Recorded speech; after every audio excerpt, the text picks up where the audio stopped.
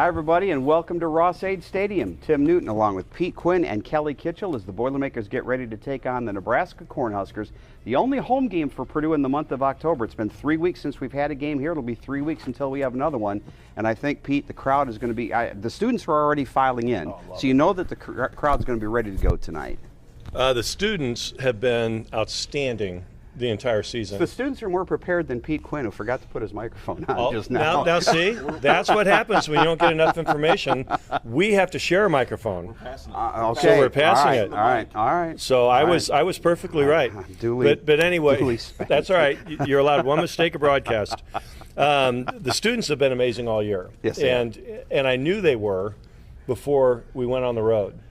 And then we go on the road, and we saw an undefeated Minnesota team with a lot of empty seats. Yeah.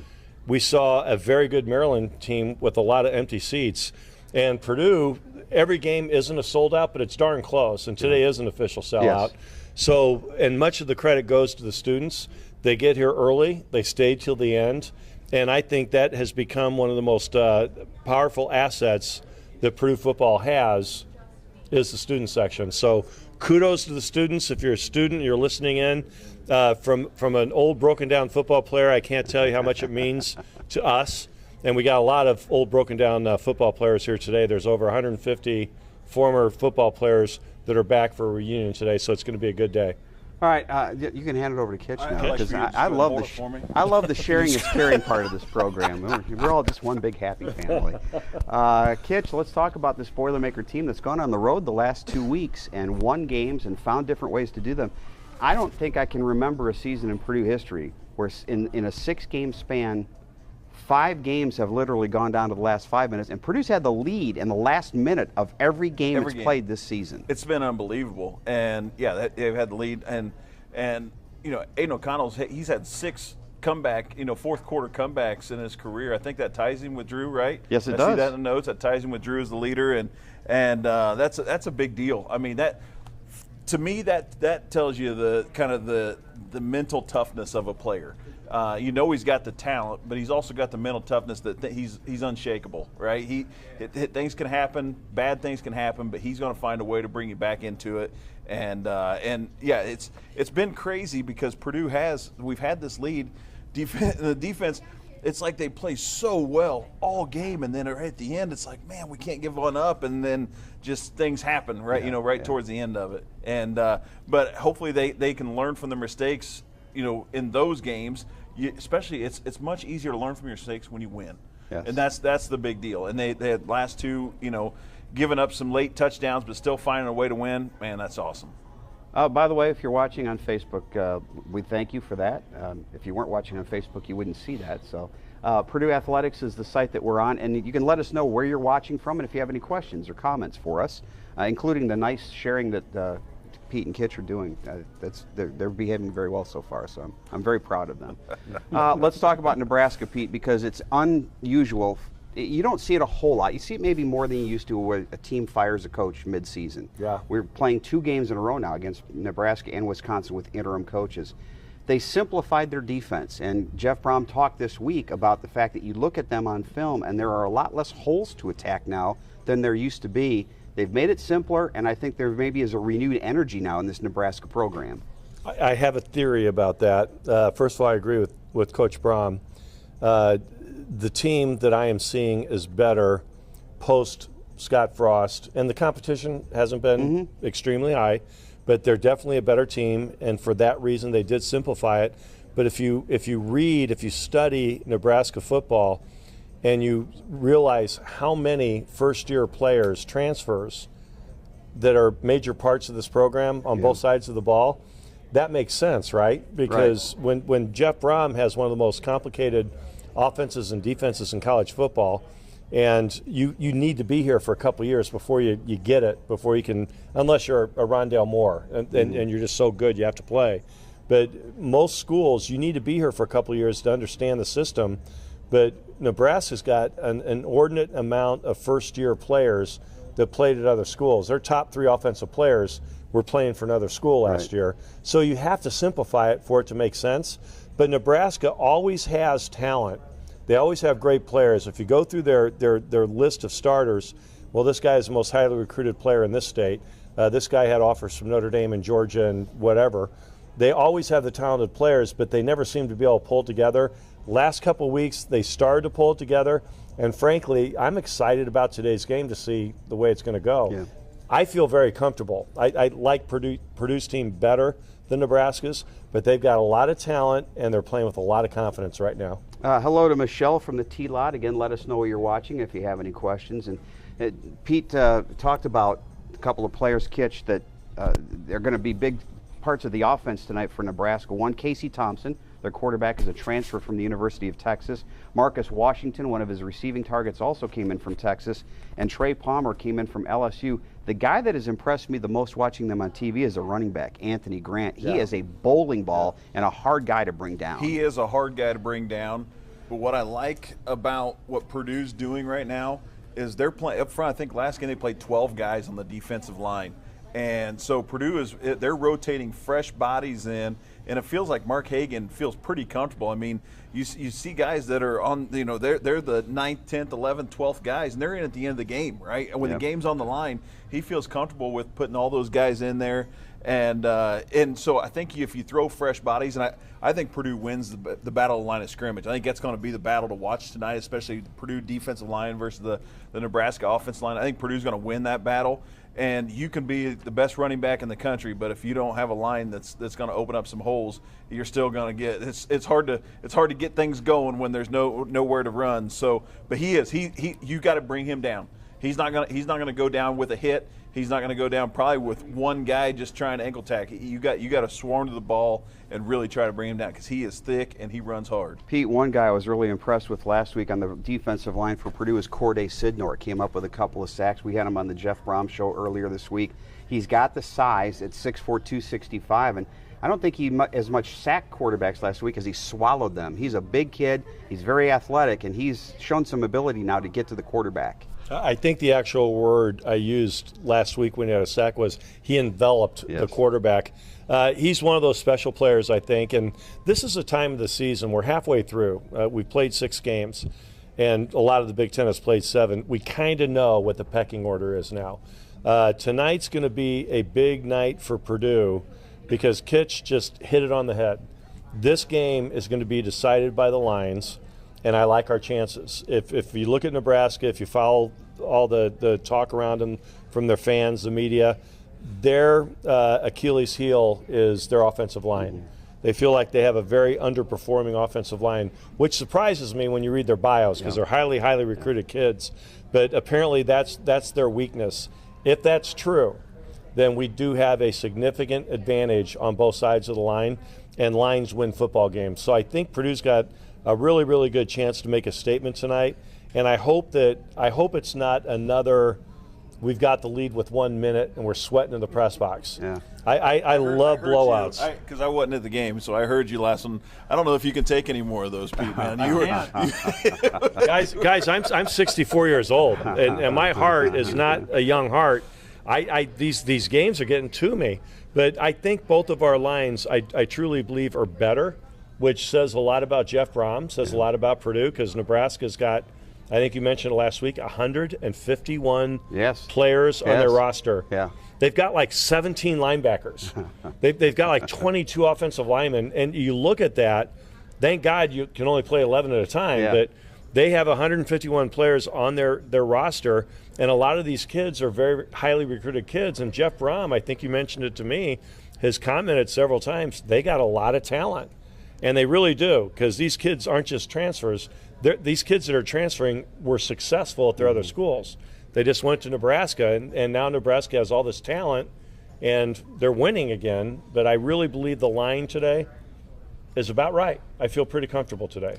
All right, kids, let's go over to the Purdue offensive side. And a guy that I thought stepped up last week, and again, we had him on the radio show earlier this week, Marshawn Rice, is a player that, we've been waiting for that second complement to Charlie Jones. Who's going to be that number 2 guy?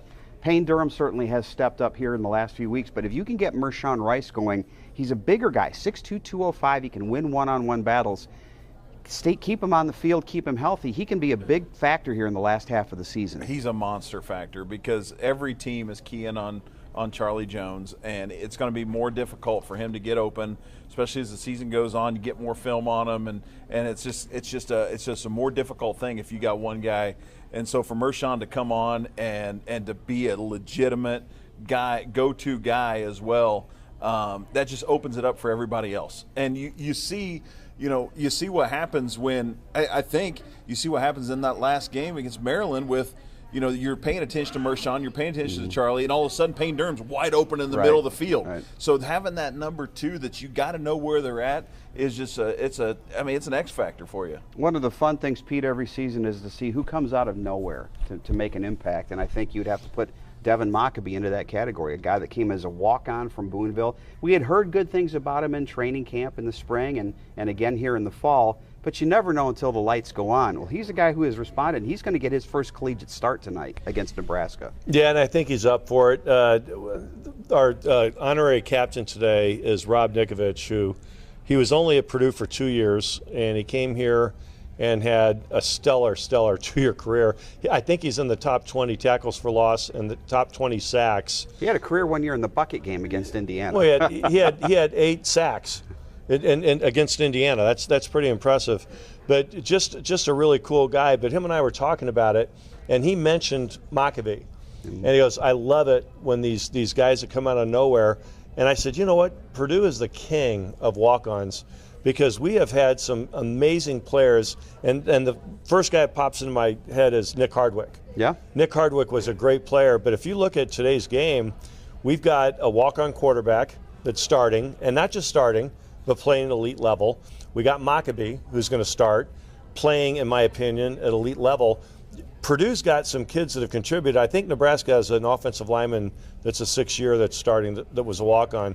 But recruiting is an inexact science, and you see all these kids and their stars, and this guy was a 5-star and a 4-star and a 3-star and a no-star, and you throw that out the window because they can time you, they can test your strength, but they have not come up with a test yet with heart, and that's what Maccabee has. He has all the physical tools, but he's got the heart. But he came from a small school, he got overlooked, and Purdue got lucky because the kid grew up, he wanted to be a Boilermaker, and he could be one of the best Boilermakers of all time. I hope tonight he has a great day. Well, he had actually committed to go to the Naval Academy and then was offered a walk-on spot, and because he wanted to be a Boilermaker and wanted engineering, this was the perfect spot for him. Yeah, how perfect is that for Purdue? I want to play for Purdue because I'm a big Purdue football fan. And oh, by the way, I like engineering. Do you have an engineering school? Yeah, that was a perfect match. Well, I'll tell you also what that tells me is Jeff Brom, the practices are competitions, right? I mean, everybody has an opportunity, and he is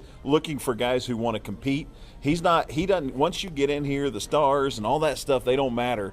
You're going to compete every practice to earn a spot on this team and to play on Saturday afternoons and evenings, and that tells me a lot about Jeff Brom and about this program, that you can come in here and you can show out and have an opportunity to play in the Big Ten, and we're going to put the best guys on the field that are playing in practice. It doesn't matter what you've done before. We're still going to try to recruit the best we can and do all that. But if you come in here and you weren't a highly recruited guy, but you show out in practice, it's not a who's done well and who's got all these stars and who's been ranked, all this stuff. It's who can play, and that's what I love is we're playing guys that can play. A couple of numbers to throw at you before tonight's game. The visitors have won 4 of the last 5 in the series, so Purdue is certainly hoping to buck that trend tonight. The Boilermakers gave up a touchdown last week in the first quarter against Maryland's first touchdown in the first quarter it's given up this season. Still outscored opponents 50-10, and Nebraska's been outscored in the second quarter 80-42. So the first half would seem to favor Purdue. But on the flip side of that, Nebraska has outscored opponents 49-17 in the fourth quarter. And Kitch, that tells you that they're a team that's going to play till the final whistle tonight. They absolutely are. And it tells you that they play hard and they wear on teams too, because teams will wear down. And what I like, and again, I'm going to go back to the same thing I said earlier, what I like about Purdue's defense is that we are deep in a lot of places, especially up front. Not as deep in the secondary as we have been, because we've got a few guys out, but we're deep up front, and I don't think Purdue will wear out like some other teams do that are playing a defensive tackle, 50, 60 snaps a game. we're getting 30, 40 snaps, and then we're rotating guys through, and you can stay fresh all game. So I like Purdue's chances of being fresh at the end and not being worn down in the fourth quarter. I think, Pete, if you look at the X's and O's and nuts and bolts of tonight's game, the Boilermakers would like to make Nebraska have to throw the football. And Casey Thompson's a capable thrower. And again, we've talked about some of the receivers they've got. And Nebraska would love to come in here tonight and really bring the game to a grinding halt running the football, keeping it away from Purdue's offense. So stopping Grant, I would think running the ball is job one for the Purdue defense tonight. Which the three of us have a lot of experience watching Purdue football the last couple of games. They shut down the run game and made them throw, and it's a recipe that has worked so far, so let's stick with it. But this quarterback can throw. He came from Texas. He played there for 3 years or 4 years, one or the other, and he played a lot. I mean, he started a lot of games, and he had the record in Texas football for the most touchdown passes in a game is 5. He did it 3 times. Yeah. I mean, he had success at Texas, so the kid can throw the football. They've got some very, very capable, highly recruited receivers. They've just never been able to put it together, but I think you're spot on. If we make them one-dimensional, I think Purdue has a great chance to win this football game, but you have to be careful because he can run and he can throw. If you read about his high school career, this kid had a high school career like I've never seen. It was thousands of yards passing and thousands of yards running. He's got all the tools that you need to be as a great quarterback, and Nebraska's got something going for him. And I think it was Kitch and I, it might have been me and you, we were talking after they fired Frost that sometimes 2 things can happen. It's going to be one or the other. The team is either going to go in the tank or they're going to sit there and say, this is a new opportunity. Yep. If we all buckle down, then all of our friends and everybody's going to say, well, it wasn't the team, it was the coach. And it looks like they're looking at this as an opportunity to show everybody we really are great athletes. And Nebraska, if you talk about the top 10 programs of college football in history, I think most people would have Nebraska in that top 10 with their Heisman Trophy winners, their national championships. It's a very storied program, and they've been down for a while. They got a two-game winning streak. So they got a new coach, several new coaches. This is an opportunity for them to show the world we're back. It's an opportunity for Purdue to say we're for real. On the injury front for the Boilermakers, it'll be no Chris Jefferson tonight, no O.C. Brothers on the defensive side. King DeRue is going to dress. It's doubtful that he'll play, but it's possible. And everybody else looks like they're coming back into full strength, so that's a good sign here with the bye coming up after next week's game. On the Nebraska side, something we'll be watching in pregame warm-ups. 2 guys that are questionable are both starters. Quentin Newsom, one of their starting cornerbacks, who I'm told is likely to play, but less likely to play is their leading tackler, Luke Reimer, who left last week's game with an injury, and so that would be a big loss to their defense inside. Kitch, it's a defense that's giving up 29 points a game, almost 450 yards a game. Not exactly the black shirts of old, but they have played better the last couple of weeks. Yeah, they've played better. I think that I think the biggest part of it is we alluded to this earlier. They've simplified everything. So when you simplify things, it allows the guys to play faster and play freer, and I think that's what's happened. And I'm hoping that they've simplified it so much that Jeff Brom, as good a play caller as he is, that he can pick apart that simplified defense and figure some things out. 'Cause I really think that's going to be the key in this thing. Pete, it's funny. By the way, John, watching from Murrieta, California tonight, thank you. We had a lot of people, I think, night game, a lot of folks are getting ready for the game. I think they're doing other things this evening because we got a lot of, I'm sure a lot of folks still tailgating out in the lots getting ready to come into Ross-Ade Stadium. The one thing you hear over and over when people talk about Purdue is how difficult they are to game plan against on their defensive side because of the fact that you don't know what Jeff Brom's going to do from a play calling standpoint. Yeah, we got to see that. I was watching one thing, I hate night games, but one thing I like about night games is I get to watch football until we play. And I was watching the Big Ten Network, and Jerry DiNardo was breaking down the genius of Jeff Brom, and it was really, really interesting. And he's running through some plays, and he said, you can't defend this. And they talked about how they ran their routes and how disciplined the players are. Whenever we get into a football game, I always feel like we have an advantage because of the guy in the headset on the sidelines. I think Jeff Brom's is better than that guy on the other side. I think today, I think that's going to be the case. I think Jeff is broken down the film. He knows what he's going to do, and chances are it's probably going to work. But I'm going to take one moment, because I know we only have a few minutes left. The first time you and I and Kitch did this FaceTime thing, the very first year, we were talking about emails we got, and we got an email from somebody in Paris, France. And they said, I just want you guys to know that we've been listening to Pete for 25 years. We named our daughter Quinn after him. And the only reason I'm bringing this up is because my daughter Kristen is due November 12th, so I may not be at Illinois, by the way. Okay. Because our granddaughter is due, and her name is Quinn. So I want that person, if you guys still listen, please give us an update. Please email us and tell us about your daughter. And I want to get you to introduce you to my granddaughter, Quinn, who will be here around November 12th. A little personal note. There you go. By the way, Brian in Austin, Texas, hello to you tonight. Speaking of hellos, we have an old mate of ours on the broadcast crew here tonight. Brett Schetzel, who used to be our sideline reporter back in the Joe Tiller days, is here with his 3 kids. So we were able to bring them up in the press box a little earlier and show them around. So hi to Brett and his family here. All right, Kitch, we got a few minutes left. I think it's your turn to go first this week. Give me an offensive and defensive pick to click. Gus Hartwig. I'm going with the center. I was going to go with Gus Hartwig. I No, swear. you were not. I love swear it. Okay, how do we measure this?